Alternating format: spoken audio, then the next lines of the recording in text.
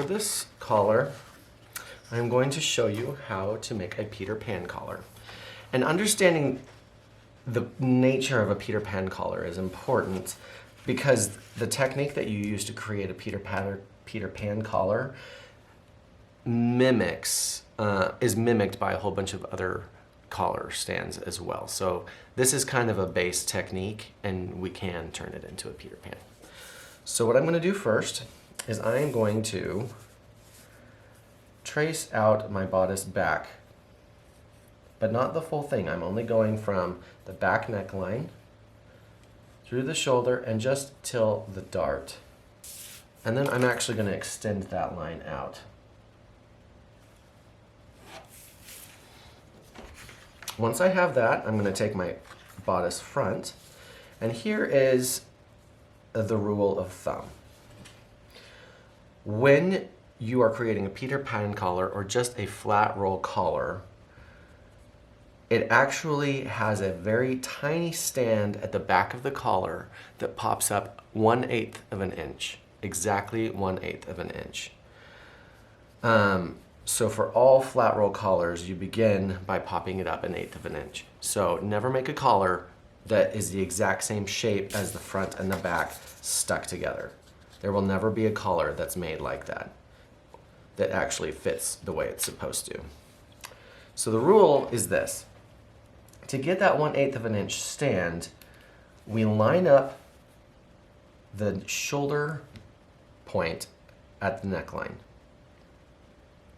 The high point shoulder, this is your high point shoulder. So you're gonna match up your HPS, and they need to overlap at the tip of the shoulder by 1/2 inch. So I'm gonna come down here and I'm gonna overlap at 1/2 inch. Now, this is half size, so I need to do this at 1/4 inch. But on a full size, this overlap needs to be 1/2 inch. And the rule of thumb is this: whatever collar stand height you want at center back, multiply by 4. You multiply it by 4 to get how far they need to overlap at the shoulder seam. So if I want an 1/8 of an inch stand here, 1/8 of an inch times 4 is 1/2 inch. So they need to overlap a 1/2 inch here. If you want to have an inch stand at the center back, then they would need to overlap 4 inches at the shoulder. And what that looks like is this. This point's gonna stay matched up at HPS, but it's gonna pivot until it matches up out here at the shoulder point with your 1/2 inch. So it's gonna go like this and just pivot until they overlap by 1/2 inch. Half size, that's 1/4 inch. And then you draw in the rest of the front neckline and you just go down a little bit. That's it. That is the base piece of knowledge you need to take away from this video. 4 times the amount. Whatever stand you want on the back, 4 times the amount on the shoulder overlap. Which meant that if this needed to overlap 4 inches, at half size that'd be 2 inches. That means it would overlap like this, and then like this, and then I would draw out the front here. So you'd end up with a very, it would start getting flatter is what would end up happening. We'll talk about that more in class, about how you go about that, because sometimes that makes this neck HPS really pointy, and we don't like that. So there are ways of getting around that, and we'll talk about that in class. And we'll also talk about it right after I'm done with this, because I will show in the next module we'll go over Hawaiian shirt collars, and we'll have to address it there. For a Peter Pan collar, I'm going to extend that center back line a little ways down. And let's just say I want a Peter Pan collar that's, 3 inches wide. So at half size, that's 1.5 inches.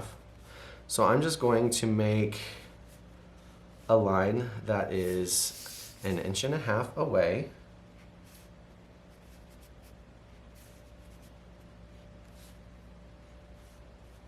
from my neckline seam. So at full size, this would be a 3-inch Peter Pan collar. Make sure that's nice and smooth. This is now my center back. I can put that on a fold. On the front, because here's my center front, this point is going to remain my center front, but I can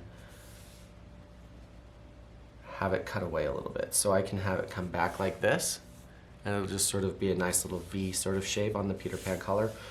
I could choose to curve that to have more of a traditional Peter Pan collar, which is what I'm probably gonna do. So I'm gonna curve that, and then here's one of those rare times that I throw a number at this that will apply to basically everything. There's actually several. Number one, this 4 times the amount is one time I'll throw a number at it. This is the other time. Come down 1/8 of an inch on the front, along the center front, and cut it away a little bit. It just needs to come down center front a little bit and cut away. And what that'll do is right here at the center front, it will suck this tiny, tiny corner up into center front as it gets sewn, and it'll make it nice and crisp. If you don't do that, that tiny, tiny corner right here that goes up to the center front point from the original will get perhaps a little bit floppy. Once that's all in place, we can erase everything else. I might still write center front and put a little arrow pointing in that corner. You can do your label. Remember, this is a size 8. I would also do 1 of self on this and 1 of self block fuse on this. Or a contrast or whatever if you want an undercollar, that's a different one. I'm gonna make this number 1. And this would be a Peter Pan collar. Go ahead and add your seam allowances. 1/8 of an inch, not 1/8 of an inch. 1/4 of an inch all the way around, which means, not all the way, yeah, all the way around. You can do whatever you want for the seam allowance, honestly, except for at the neckline, it needs to be 1/4 of an inch at full size. So at half size, I'm doing this at 1/8 of an inch. Everything else can be at a full 1/2 inch or at 1/4 inch. That is up to you. The main notches that you would like to have is one here at center back and one here at the shoulder seam. And we can get rid of all the other lines here. And there you have a Peter Pan collar.